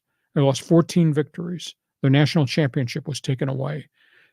Give me that Heisman Trophy back, which I thought was unfair because he earned it on the field. He wants to do something legitimate. Make a huge financial donation to USC. He's got a lot of money. Pay the equivalent of 30 football scholarships into USC's NIL fund if you want to fix your image. But now he's suing everybody as if I deserve this from 2005 to 2020 because now the kids in 2024 getting an NIL. That just leaves a really bad taste in my mouth. And he was such a great player. And now you want Reggie Bush to bend the knee, you know, to sacrifice himself on the top of the altar for USC. That's not going to rebuild his reputation. I don't think so. Well, the Bush followers will be the Bush fans. I agree. And the ones that don't like him won't like him. I understand that too. Yeah, he was fantastic at USC. Okay, let's get a couple more folks here involved. And okay, let's go here to Steve. He says, what do you think of the Ducks without Gibson for 4 to 6 weeks and Doughty injured with the Kings? Tell us, Saul. Well, the Kings have to win. Now, they've got a lot of firepower. They've got a lot of good guys up front. They're a little bit suspect in goal. You know, I don't know if they got the right goaltending or heavy-duty goaltending to carry them, and that's part of your NHL equation. The Ducks, it's just a tough break. John Gibson, I'll never forget, a couple years ago, and he started a lot of games and played great. And there was a game he looked at 30 shots in one period. And they finally pulled him. He almost fainted on the ice. And I felt so bad for him because the whole franchise went through a bad transition from being a Stanley Cup finalist and winning it. And everybody got paid, and then they had salary cap problems, and then all their older players retired, got let go. And they started to rebuild, and he was the only piece of legitimacy they had between the pipes, and he was getting bombarded. He had no help at all because they're force-feeding all their kids. It just hasn't finished up the way we thought it would start. And I like John Gibson. I think he's a warrior. But, you know, I will say this. The young kid goaltender that was here for a year and a half, Lucas Dostal, he's a player. And he had a really good season last year when Gibson got hurt, so Dostal is going to be the starter. But we're still dealing with the same problem in front of him. They have so many kids that they're putting on the ice. And at 19 and 20 and 21, it is tough to play in the NHL. And all their star forwards, all the guys that are going to try to get goals from, they're all in that age bracket. So it's going to be another tough year. I would hope they'd turn the corner, but they haven't turned the corner yet. Can you imagine being an NHL goalkeeper? I mean, getting shot with bullets every game. I mean, did you play hockey as a kid on Long Island? Not very well, but yes. I was a defenseman. I didn't play goal. Okay. We skated on frozen ponds on Long Island all the time. But those guys are phenomenal athletes, and they're well protected. I mean, they wear so much padding. But the wear and tear factor, when you're looking at the kind of shots that Gibson was looking at on a night in, night out basis, like I said, 30 shots in one period. Oh, yeah. I broadcast hockey. I never saw that. Ever. Well, that's because his defensemen are really holding their weight, right? Yeah, exactly. And the guys coming back, the forwards weren't playing well. So it was on a bad team. So I hope he gets back healthy. He will after the appendectomy. It's going to take some time. But the Drew Doughty injury to me is a monster setback for Rob Blake's team. Keep moving. I mean, I'll tell you, Fans Forum is loaded today. All right, let's go here to Jay. Hey, we'll learn where Yamamoto is this weekend. Should get 2 innings of work. Stuff has been there since he came back. Buehler can keep the Dodgers in a game. Yes, a bullpen game. I guess so. But you're wishing and hoping there's no setbacks, because for every good outing that Yash has had, there's also been kind of a substandard outing. And for every good outing that Buehler's had, there's always men on base, which means you're one hit away from catastrophe. And he's had a couple good games, but there's been no consistency to his game at all. In fact, there's no consistency with Buehler from inning to inning. That's the big issue. Unless you're just going to subscribe to the theory, 11-8 Dodgers, we're not going to worry about it. Well, as long as Ohtani comes up every couple of innings, I mean, they're going to be able to knock a guy's in. It's going to be fascinating to see what Dave Roberts does. Imagine if Dave Roberts leads this team with the crazy pitching roster into the World Series and actually wins it this time. Do you think Dodger fan would give him a break? Of course they would. Your memory is very short if you're a Dodger fan. But like I said, his win percentage is .626 and people are still hating on him. You got to be kidding me. Yeah. That doesn't make any sense. Okay, couple more here before we go to social media. Wait, we're just loaded here. Let's go here to John. He says, as much as I'm pulling for the Padres, I hate to say this, but the Phillies are going to be the team to beat. The only exception to that, John, might be the fact that the Phillies pitching staff, they had some injuries at midseason. Now they got Ranger Suarez back. They look fatigued to me. They don't look quite, Zach Wheeler and those guys don't look like they did the first half of the season. I think innings have built up. But that being said, they got Suarez back. They got the young left-hander who's had a really good season. Bullpen is a little shaky. That's why they made so many trades. But they do hit home runs, and they do bang balls out of Citizens Bank Ballpark.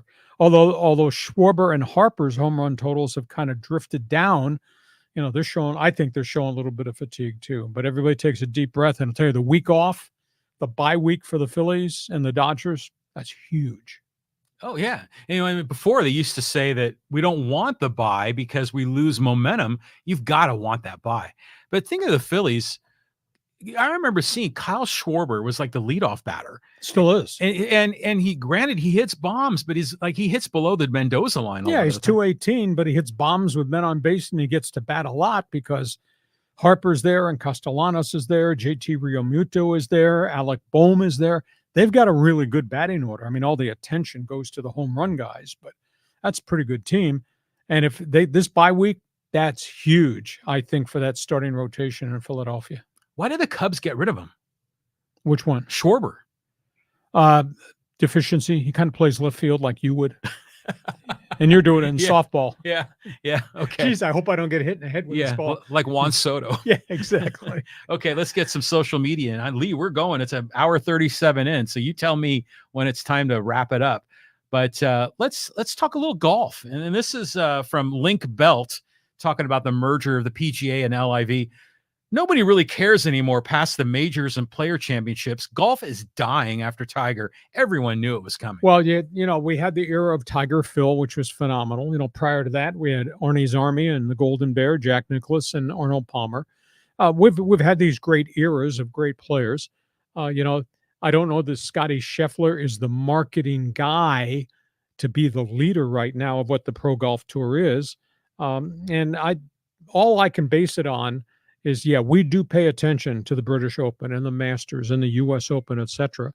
But all I can base it on is the TV ratings for both LIV and PGA have dropped drastically. LIV, nobody attends their tournaments. They got a whole bunch of tournaments here in the States. Do you know where they're playing, when they're playing, who they're playing? Do you know where to find it on the bloody TV? No. Not at all. So nobody's paying attention. And I told John the story. It was a couple of weeks ago. I watched the final round of an LIV tournament, and they got to the 18th hole on the final Sunday, and there were like 32 people around the green. 32. And this is supposed to be mega tournament, mega winner money. Nobody is. Are we looking for the next set of stars on the PGA? Well, Scheffler's arrived. Xander Schauffele's arrived. Maybe Patrick Cantlay. But it's just, we just don't have the consortium of great players paired together. It's a big issue. And as Rory McIlroy said last week, and McIlroy is an established star too, we don't want to let the LIV come back scot-free. Look what they did to our tour. And they took all that money to go over there and take that blood money. He said, we're not letting them back in. And McIlroy said, if we put this up to a vote, a merger, 65% of the guys on this side would vote no, because they want those guys who took the money and left and kind of crippled the PGA Tour to pay a penalty to get back in.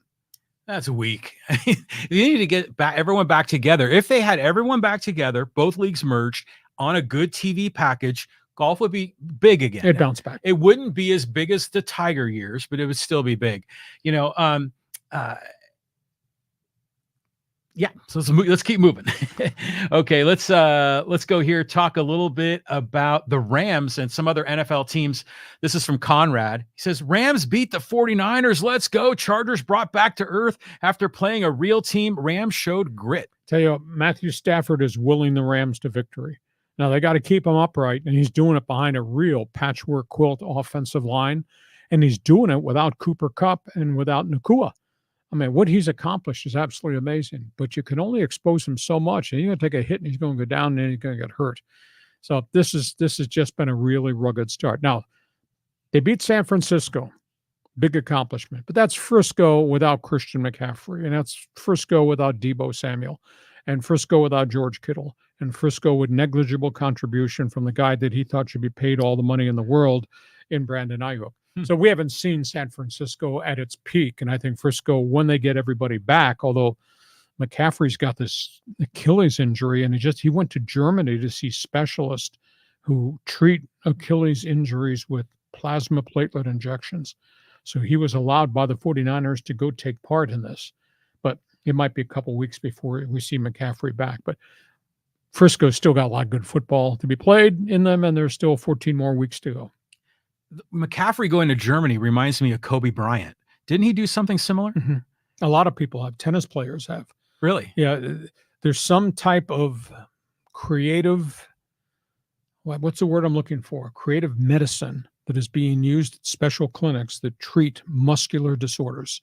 And that's what McCaffrey's got, is an Achilles heel calf issue. Interesting. So, but I was told he was given a plasma platelet injection and a stem cell injection while he was there for much of this past week. And I think he's back in San Francisco today. Now, he's not going to be ready to play for a couple of weeks. I think it takes at least a good 2 weeks to get those steroids or the plasma platelet into your system. But it's worked for a lot of other guys, so that's why he did it. Got room for a few more? Two more. Okay, let's go here. Somebody's calling you out here on this one, Lee. This goes to Kareem Bear. He says, laugh out loud, back away from this, Lee. Give us some real evidence, or don't do drive-bys. Pitching 90 to 100 miles an hour is an inherently unnatural and dangerous activity for your arm and shoulder. If you tell me the Dodgers are specifically doing something different to cause this, I'll listen. Should they review their practices? Sure, but stop with the lazy analysis and promoting it on your Instagram. Oh, please. I'm just giving you the facts. We put up that board of everybody who had injuries, and how many of those are elbow and forearm injuries. And it's a direct result of max effort searching for velocity. They want everybody to throw 100 miles an hour. Baseball does. That's why there have been so many pitchers who have had the elbow and Tommy John surgery. What you need to do is evaluate which pitch is causing the most damage. And maybe you need to teach a different pitch so you're not asking these guys to hold the ball in this unique grip that's causing all these ruptures of tendons and ligaments in the elbow or the forearm tears. It's happening across baseball. Dodgers have an exceptional number of pitchers who've gone down. So I'm not throwing stuff up against the wall and saying, look at that. This is reality. This is what's happened. But there's also a mindset, because we had the quote from Walker Buehler. I'm a max effort pitcher. I've been taught to do this. I do this, we win. I do this, we win. I get a contract. If I break down, I'm a major league pitcher. I accept it. You know what's interesting is pitchers usually, when they throw, it's a very fluid motion with the wrist. But I have noticed that dylancease and Joe Musgrove, when they throw, you can see that the wrist is kind of cut in a little bit, and it's a different motion.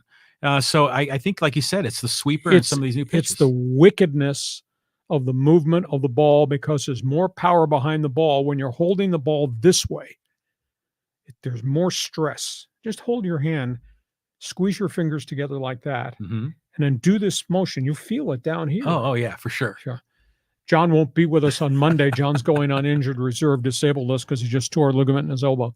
Okay, let's keep going here. Let's just talk a little bit about the Dodgers and Dave Roberts. This is from Stumper. The big question is, who's going to be the better manager in the playoffs? Roberts has been horrible in the postseason. Padres might have the edge. I think definitely. I mentioned to John at the beginning of this podcast, the Dodgers, they're kind of passive. They don't play small ball. They don't move guys up. They don't do hit and runs. They just kind of, if guy gets on, fine. If we hit a home run, okay, that's how we score. Whereas the Padres, they do a lot of creative stuff. I mean, they steal bases. They lay bunts down.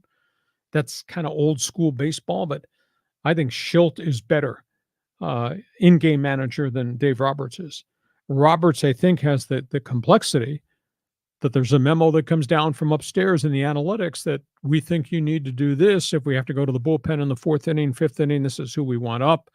This is what we think the batting order should be, certain situations. So has to accede to the analytical guys about matchups and what they think would work. Now, they won 100 games for a lot of years, and obviously this season they're getting close to 100 wins. So I can't argue with either side, but I think Shilt's style of ball is a little bit different than Dodger baseball. Give me your thought. Oh, I agree. I think that you'll see the hit and run, you'll see the bunt a lot more with the Padres. But Ohtani runs. I mean, you got over 50 steals. Do you think Ohtani is maybe benefiting from the fact of the 3 pickoff rule and the bigger bases and all that? He's benefiting because I think he's become an addicted student of the game. He never stole more than 19 bases, I think, up till this year. But he has studied. I mean, he's like this all the time on the computer, looking at video of pitchers' moves and how to get jumps. And they've also taught him to be a longer strider running the bases. I mean, he gets jumps and he's got explosiveness coming out of his stance to steal a base. It's just fascinating to watch him. And I've never watched him real close up when he's at home plate. You look at his wrist action. He is so quick with his wrists, and there's such power behind his swing. That's why there's 448-foot home runs out there. I think he's a phenomenal student of the game. It's just a really interesting guy on so many different levels, isn't it? I mean, like you say, he's a student of the game, but he's also has this sort of schoolboy charm, and the smile and the way he kind of moves his hands when they get to second base, So I just think he's a fascinating player to watch for all the reasons that the media talks about, plus a lot, like you say, a lot of these secret little things that we don't see. Yeah. This is a once-in-a-lifetime player. I don't think we'll ever see this again. Baseball hasn't seen this since the 1920s. Babe Ruth. And that was a lot of fastballs and curveballs and home runs ago. Well, how good of a pitcher was Babe Ruth? Well, based on what I've read, he was really good. He was a dominant pitcher, but they wanted him to play every day, and he rebuilt the game. He became a power guy. In the game during the Depression, this goes way back before me. I've just read this from all the books in my library. Baseball was in big trouble because of the Depression. Nobody had any money. Players weren't making any money. There's no jobs. And he reinvented baseball, becoming a great home run hitter. Murderers Row and the Bronx Bombers and Ruth and Gehrig and all those guys. They changed the game. And because he was a man before his time, he was much bigger than anybody else. And he had an unbelievable stroke. And you hit all the home runs he's hit. It was just phenomenal. What, 700, whatever it was? 714. 14, yeah. Because Aaron had 715. I just like looking back at those old videos, and you look kind of parallel at history in the roaring 20s, right? There was lots of money, people flapper hairdos, they're going out boozing, having a good time. And then, the stock market crashed in 29. They went into the Depression, but the Murderers Row I always associate with 1927. But how long did Ruth play? Maybe to 34, 35? Yeah, and he had a lot of miles on him, and he was not a good liver. I mean, he lived hard. He enjoyed life. So his Mickey Mantle. Yeah, his game kind of went away from him, and then so he retired. Then he wanted to be a manager, and because he wasn't dedicated to the craft, he only got hired, I think, by the Boston Braves as a coach. And it turned out to be a disaster. And then he retired, and then he died very young. He died of cancer in 1947. Unbelievable. Remember the movie The Natural? Sure. They had a character, fictional character that was like a Babe Ruth. Call him the Whopper, I think. Yeah, exactly. That was pretty cool. Yep. Interesting. We will end on that. We hope you have enjoyed this extended, because I couldn't get him to shut up, this extended Friday bonus podcast. Now, we'll be back Monday, our regular Monday schedule. We launch at 1 p.m. Pacific. Do me a couple of favors. Do us a couple of favors. When we're done, go on social media or email your friends. Just introduce our podcast on the YouTube channel, Lee Hacksaw Hamilton. At the same time, why don't you check my website? Just go on it, sample what I write every day, and know it's going to be there at the breakfast table on your cell phone or in your computer every morning. Do that. Tell your friends, subscribe, share, and thanks for being part of what we've done. This podcast brought to you today by Dixieline Lumber and Home Centers, 9 locations to serve you. John, final weekend of the baseball season. A lot of important games still to be played. And by the time we join you Monday, we'll be talking about playoff matchups, and we'll be talking about the NFL. Have a great sports weekend. Yeah. You're the James Brown of sports journalists. And thank you for being with us. Great to have you as part of this. Make sure you tell your friends to subscribe as we try to push to 6,000 followers here. Thanks for being with us. We'll see you come Monday. Have yourself a great sports weekend on Hacksaw's Headlines.